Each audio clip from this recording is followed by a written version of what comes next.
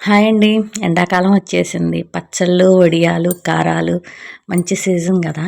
అయితే ఈరోజు నేను మీకు మినపొడియాలు ఎలా పట్టాలని చూపించట్లేదు. ఒకవేళ మినపొడియాలు మనం పడితే చెడిపోతే వాటిని మళ్ళీ మనం ఎలా యూజ్ చేసుకోవచ్చు అనేదైతే చూపిస్తున్నాను.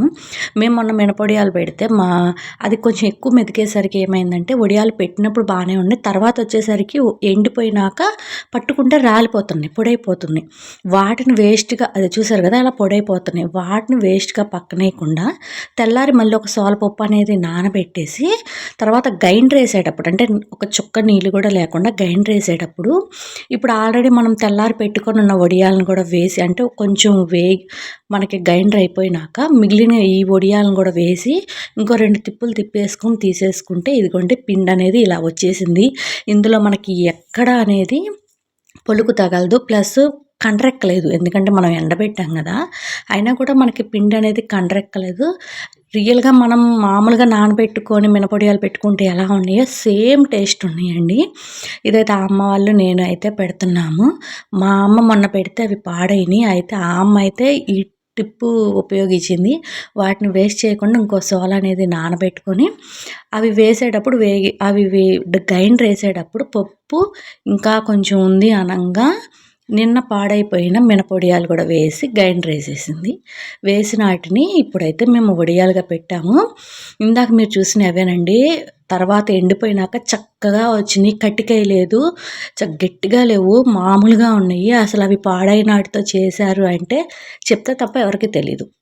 ఒకవేళ ఎవరైనా మీరు కూడా ఇలా పొరపాటున గనక కొంచెం మెత్తగా అయిపోయి, అయ్యో! చేతికొచ్చేసినయి ఇవేం చేయలేము. ఎందుకంటే అవి నూనెలో ఏస్తే విడిపోతాయి గదా! అనుకున్న వాళ్ళు ఒక సోలపప్పు నానేసుకొని తెల్లారి వాటిని కూడా వేసుకొని గ్రైండర్ ఏసి ఇలా వడియాలు పెట్టుకోండి.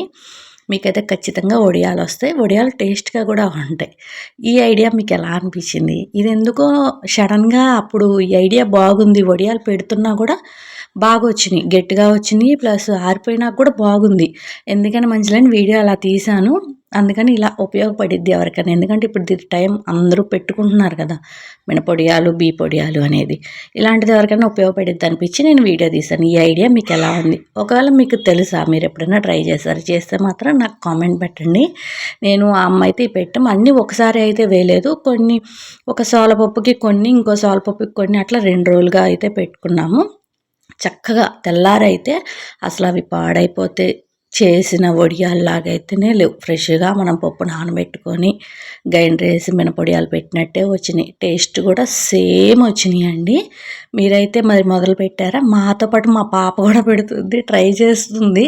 మేమే వద్దులే అంటే కాదు నేను కూడా పడతాను అని కూర్చుంది. అంటే ఇదేంటో ఫ్రీగా ఊరికే పెట్టేసేస్తున్నారు అన్నట్టు దాని ఫీలింగు. ఇదిగోండి ఇవైతే చక్కగా వచ్చేసినాయి. చూసారు కదా! మాకైతే కరెక్ట్‌గా ఇన్నైతే అయినాయండి. ఎండిపోయినాక పేపర్ మీద కవర్ మీద పెట్టాం కదా! ఊరకనే వచ్చేసినాయి. ఇదిగో చూసారు కదా! అసలు కట్టికేయలేదండి. చాలా బాగా వచ్చినాయి. వేయించుకున్న తర్వాత టేస్ట్ కూడా బాగా ఉంది. మీకు ఈ ఐడియా ఎలా అనిపించింది అనేది కామెంట్ చేయండి. ప్లీజ్ సబ్స్క్రైబ్ చేసుకోండి. Thank you.